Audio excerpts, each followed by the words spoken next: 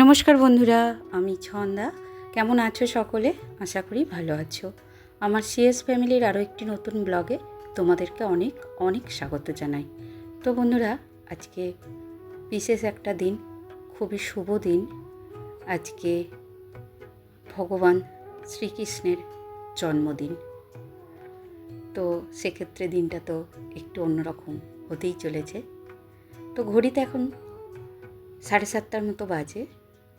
7:30 না, 7:30 থেকে একটু কম, 7:15, 10:15 মতো। তো আমার শাশুড়িমা উঠে সমস্তটা ঝাঁট দিয়ে দিয়েছেন।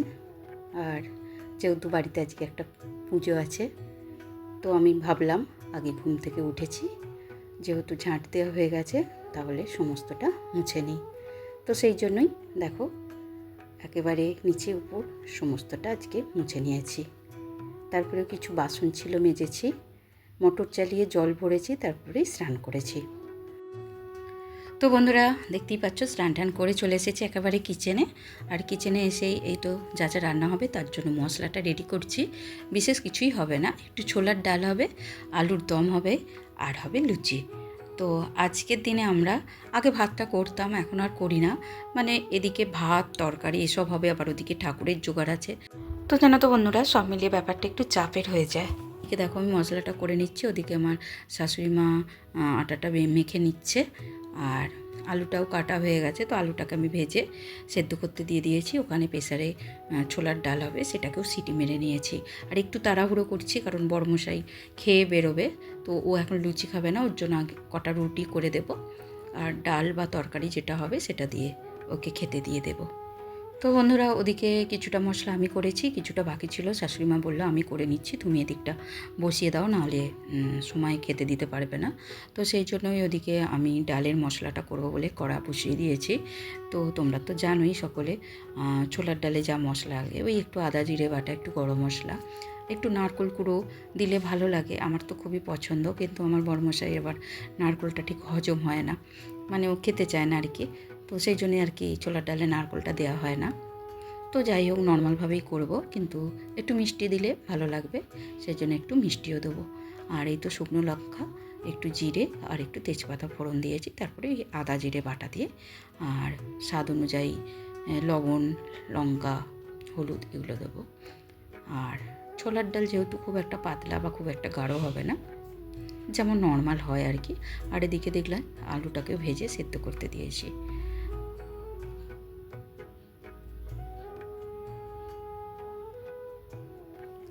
তো সকালবেলাটা একটু তাড়াহুড়োই থাকে। আর তার মধ্যে আজকে যেহেতু পুজো আছে, আর এদিকটা করে নিলে কি হয়, ওদিকটা এবার অনেকটাই সময় লেগে যায়। তারপরে ওদিকটাও রেডি করতে করতে তারপরে এবার ঠাকুরকে সাজিয়ে দিতে হয়। যেহেতু পুজোটা আমরাই করি, আমাকেই করতে হয়, কারণ আমার শাশুড়ি মা অনেকক্ষণ দাঁড়িয়ে দাঁড়িয়ে আরতি করতে পারবেন না, আর সাজিয়ে গুছিয়ে দিতেও পারবে না। যেটুকু বসে বসে মা করতে পারে, যেমন ওই পিঠে পিঠেগুলো হবে, বা ওই গুড় পিঠে সবগুলো হয়, সেগুলো মা সমস্তটা মাখিয়ে রেডি করে দেয়। আর আমার ছোটো ননদ সেগুলো ভেজে নেয়। আর আমি বাকি যে টুকটাক ভাজাভুজিগুলো থাকে সেগুলো করি, করে এবার ঠাকুরকে যেভাবে সাজিয়ে গুছিয়ে দিতে হয় সেটা আমি করি। তো ডাল তো আমার কমপ্লিট। ততক্ষণে আবার আলুর দমের মশলাটাও কষতে দিয়ে দিয়েছি। এখানেও আমি সেম ওই একটু 5 ফোড়ন শুকনো মানে কাঁচা লঙ্কা ফোড়নে দিয়েছিলাম, দিয়ে টমেটোগুলোকে দিয়ে দিয়েছি, একটু লবণ দিয়েছি যাতে টমেটোগুলো একটু সফট হয়ে যায়। এখানেও যেহেতু নিরামিষ, আমি আদা জিরে বাটাটাই দেবো। আর আজকে একটু অন্যরকম ফ্লেভার আনার জন্য একটু কাজু, একটু চারমগজ দেবো, সামান্য স্বাদ অনুযায়ী লবণ তো থাকবে, আর সামান্য একটু চিনি দেবো। আর কাজু আর চারমগজটাকে আমি একসাথে বেটে নিয়েছিলাম।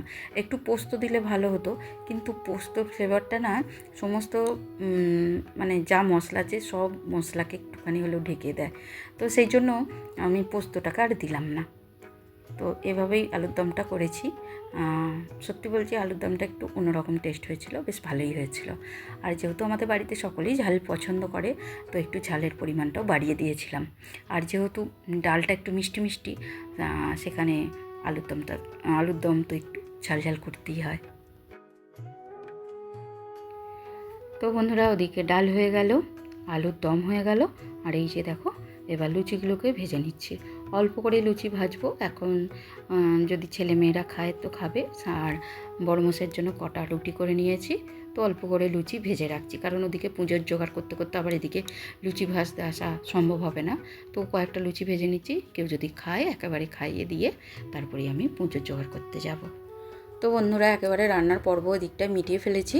আর এদিকে দেখো সিধুকে সুমনা পড়াতে এসেছিলো, তো ওকেও একটু দিয়ে দিলাম, কিন্তু ও লুচি খায়নি, মুড়ি খাচ্ছে। আর ও চলেও যাবে বাড়িতে, ওর দরকার আছে, থাকবে না। আর এদিকে আমার দিদিও এসেছে, ওকে একটু তাল আনতে বলা হয়েছিল, তো ও একটু তাল চেঁচে নিয়ে এসেছে। তো বললো আমি চলে যাব, তো ওকে বললাম যেহেতু পুজো হচ্ছে আজকে আর যেতে হবে না, ছেড়ে দে, আজকের দিনটা থেকে যাও, মানে দিনটা নয় একবেলা থেকে যাও। তো ও থেকে গেল। আর এদিকে আমার ননদ এসে গেছে, ও প্রথমে সুজিটা করছে। আর আমি যে বললাম না যে ভাজাভুজি টুকটাক ভাজাভুজিগুলো, এই বেগুন ভাজা, পটল ভাজা, আলু ভাজা, যে টুকটাক ভাজাগুলো হবে সেগুলোই করে নিচ্ছি। আর এদিকে সকাল সকাল আমার মদনমোহনকে শাশুড়ি মা স্নান টান করিয়ে দিয়েছেন, আর এখনও মালা চন্দন করানো হয়নি, ওটা আমি করব। তো এদিকেরটা আমি গুছিয়ে নিয়ে কিছুটা তারপরে ওদিকে যাব। তো এদিকে এই টুকটাক এই ভাজাগুলো আমি করব, তারপরে যে ওই গুড় পিঠে এসব ভাজাগুলো হবে সেগুলো আমার ননদই সামলে নিতে পারবে। তো এখন একটু এলোমেলো হয়ে আছে চতুর্দিকটা। আর মা ওদিকটা যে লুচি হবে, একটু ময়দার লুচি হবে, তারপরে এই পিঠে ফিঠে হবে, সেগুলো রেডি করছে। আর আমি দেখো ওদিকে চলে গেছি, চন্দন ঘষছি, চন্দন পরিয়ে তুলসী পরিয়ে মালা চন্দন করিয়ে তারপরে বাকি যখন এদিকে রেডি হয়ে যাবে তখন আমি সাজিয়ে গুছিয়ে নেব। যত কমই আয়োজন হোক আর যাই হোক বন্ধুরা, একটু হলেও সময় লাগে। আর এসব জিনিস একটু ধৈর্যের জিনিস, যেহেতু ভগবানের সেবার কাজে লাগবে বা ভগবানের জন্য করা হচ্ছে, সেখানে কিন্তু তাড়াহুড়োর কোনো কথাই নেই। তো মোটামুটি এদিকেও আমার টুকটাক রেডি হয়ে গেছে। চন্দন পরাচ্ছি, মানে তুলসী পরাচ্ছি, তারপরে এবার মালা পরিয়ে নেওয়া হয়ে গেলেই মোটামুটি ঠাকুরের এদিকটা আমার কাজটা কমপ্লিট হয়ে যাবে। তো বন্ধুরা দেখতেই পাচ্ছ এখানে মোটামুটি যেগুলো রেডি হয়ে গেছে রান্নার, সেগুলো কিছুটা আমি গুছিয়ে নিয়েছি। আর মা ওদিকে বাকি যে ভাজাগুলো বাকি আছে আর কি, ওই একটু গুড় পিঠে বাকি আছে ভাজতে, আর একটু কুমড়ো ভাজা বাকি আছে, তো সেগুলো করছে। তো ননদ করছিল, ওর ছেলে একটু ডাকলো বলে মানে বাজার যাবার জন্য, তো ও একটু 5 মিনিটের জন্য গেছে। তো মাকে আমি তক্তপোষের মধ্যেই গ্যাসটাকে তুলে দিলাম, কারণ নিচেটা আমি একটু পরিষ্কার করে মুছে নিয়ে ঠাকুরকে নিচে নামাবো, নামিয়ে আর কি সিংহাসন থেকে নামিয়ে এখানেই আমি সাজিয়ে গুছিয়ে আর কি ঠাকুরকে সেবা দেব।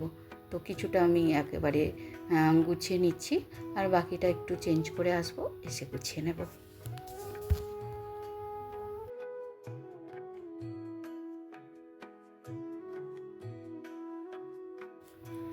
তো বন্ধুরা আমি কিছুটা গুছিয়ে গিয়েছিলাম, তোমরা দেখতেই পেলে। ঠাকুরকে রেডি করে, মানে ঠাকুরকে নামাবো বলে সমস্তটা ধূপবাতি কিছুটা রেডি করে গেছিলাম। আর ওদিকে ঠাকুরের সেবার যেগুলো দেওয়া হবে সেগুলো কিছুটা রেডি করে গিয়ে এই তো শাড়িটা পরে এলাম। পরে এবার দেখো আমি সমস্তটা সাজিয়ে গুছিয়ে নিচ্ছি, নিয়ে আমাকেই আরতিটা করতে হবে, কারণ মা যেহেতু পারে না। আর বন্ধুরা আমার যে স্ট্যান্ডার মধ্যে ভিডিওটা আর কি ফোনটাকে রাখি, সেই স্ট্যান্ডটা আমার খারাপ হয়ে গেছে। তো আমার একটা বড় মিস্টেক হয়ে গেছে, কি বলো তো, যখন আমি এটা রেকর্ডিং করছিলাম, তো আরতি করছিলাম, আমার মুখটা কিন্তু ওঠেনি। আমি ঠিকঠাক করেই, মানে ঠিক করেই গিয়েছিলাম, কিন্তু কেন জানি না ঠিক পজিশানটা হয়নি হয়তো আমার, মানে মোবাইলটাকে ঠিক পজিশানে আমি ফিট করতে পারিনি। তো সেই জন্য একটুখানি সমস্যা হয়ে গেছিলো। সমস্যা বলতে আমার মুখটাই ওঠেনি। তো যাই হোক বন্ধুরা, তোমরা একটু অ্যাডজাস্ট করে নিও, আর প্লিজ তোমাদের মতো করে মানিয়ে নিও। তো আমরা আমাদের অন্তরের ভক্তি নিয়ে মন থেকে যেমন পেরেছি আজ কৃষ্ণের কাছে নিবেদন করেছি। আশা করছি ভগবান সন্তুষ্ট হবেন। ভগবান সবেতেই সন্তুষ্ট হন, তিনি একটা নকুলদানাতেও সন্তুষ্ট হন, আর 56 ব্যঞ্জনেও হন। যার যেমন ক্ষমতা সে তো তেমনই করে, তাই না?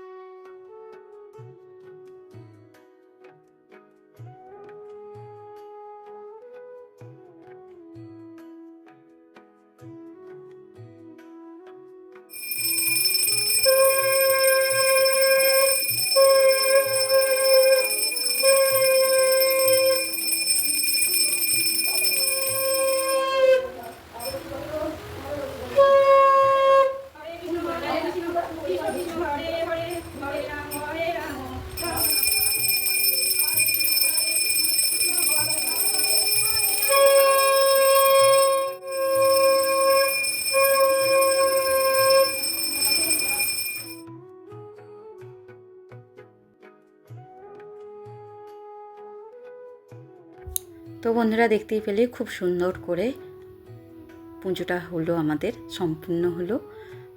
যেটুকু যা আয়োজন আমরা সবাই মিলে করেছি খুব সুন্দরভাবেই হয়েছে সেটা। আর পুজোটাও খুব সুন্দরভাবে একদম মনের তৃপ্তি নিয়ে করেছি। আর এই তো দেখো আমার বড়মশাই আমার নন্দাইকে খেতে দিয়ে দিয়েছি। প্রথমে সমস্ত কিছু যা যা ভগবানকে নিবেদন করা হয়েছিল সেগুলোই থালায় অল্প অল্প করে তুলে দিয়েছি। তারপরে আর কি যেগুলো দুপুরে খাওয়ার জন্য বানানো হয়েছে সেগুলো দেওয়া হবে। আর এদিকে সিধু আর পবিত্রকেও দিয়ে দিয়েছি ঘরে। তো সিধু তো অন্য কিচ্ছু খায় না, ওকে একটু আলুর দম আর লুচি দিয়েছি, সাথে দিয়েছি টক দই। আর বাইরের ওয়েদারটা মানে মেঘাচ্ছন্ন। যখনই আর কি পুজো শুরু করলাম তখন থেকে কিন্তু প্রচুর বৃষ্টি শুরু হয়েছিল, আর তার আগে কিন্তু বীভৎস গরম ছিল। তো যাই হোক বন্ধুরা, আজকের ভিডিওটা তাহলে এই পর্যন্তই রাখলাম। যদি তোমাদের আমার ভিডিও একটু ভালো লাগে, আবারও বলছি লাইক কমেন্ট করো, শেয়ার করো, সাবস্ক্রাইব করো। আর প্লিজ বন্ধুরা আমাকে একটু অনুপ্রাণিত করো একটা দুটো কমেন্ট করে, তাহলে আমার ভালো লাগবে। চলো আবারও দেখা হবে তোমাদের সাথে খুব শীঘ্রই নতুন আরও একটা ব্লগে। ততক্ষণের জন্য সকলে খুব ভালো থেকো, সুস্থ থেকো। টাটা।